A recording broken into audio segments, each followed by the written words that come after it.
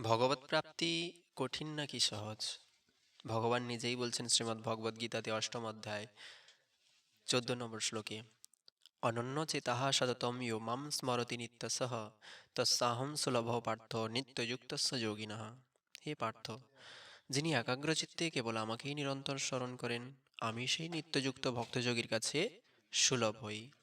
এখানে ভগবান বলছেন যিনি একাগ্রচিত্তে আমাকে নিরন্তর স্মরণ করেন, অর্থাৎ একাগ্র কথার সহজ অর্থ হলো এক বিষয়ে আসক্ত, অর্থাৎ কেবল ভগবত প্রাপ্তিতে আসক্ত, ভগবানের সেবায় আসক্ত, ভগবত নামেই আসক্ত হয়ে যিনি নিরন্তর কৃষ্ণকে স্মরণ করেন। ভগবান বলছেন সেই ভক্তের কাছে আমি সুলভ হই, অর্থাৎ সেই ভক্তের কাছে আমাকে পাওয়া কঠিন হবে না, খুব সহজেই সেই ভক্ত আমাকে পেয়ে যাবে। কিন্তু ভাগবতে প্রহ্লাদ মহারাজ বলছেন ভগবানকে পাওয়া কঠিন। এখন কোন জায়গায় কঠিন? এই যে একাগ্র হওয়া, অর্থাৎ কেবল ভগবানের প্রতি আসক্ত হওয়া, নিরন্তর তাকে স্মরণ করা, এটাই কঠিন। আমি যাকে পেতে চাই তার পিছনে যদি না দৌড়াই, তবে তাকে পাওয়াটা পাওয়াটা কি সহজ হবে? আদৌ নয়।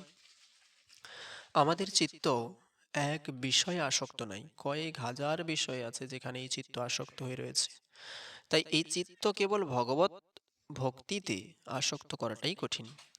১ মিনিট কেবল ভগবত পাদপদ্ম এই হৃদয়ে মাঝে ধারণ করে তার ধ্যান করতে পারি না, এই মন তখন ১৪ ভুবন ঘুরিয়ে ছাড়ে।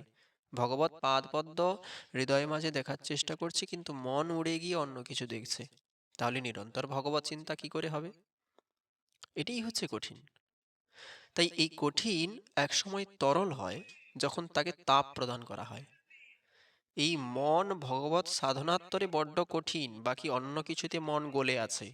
তাই যে বিষয়ে কঠিন সেই বিষয় দিয়েই মনকে গলাতে হবে। আর সেই বিষয় হলো হরিনাম। হরে কৃষ্ণ কৃষ্ণ কৃষ্ণ হরে হরে, হরে রাম রাম রাম হরে হরে।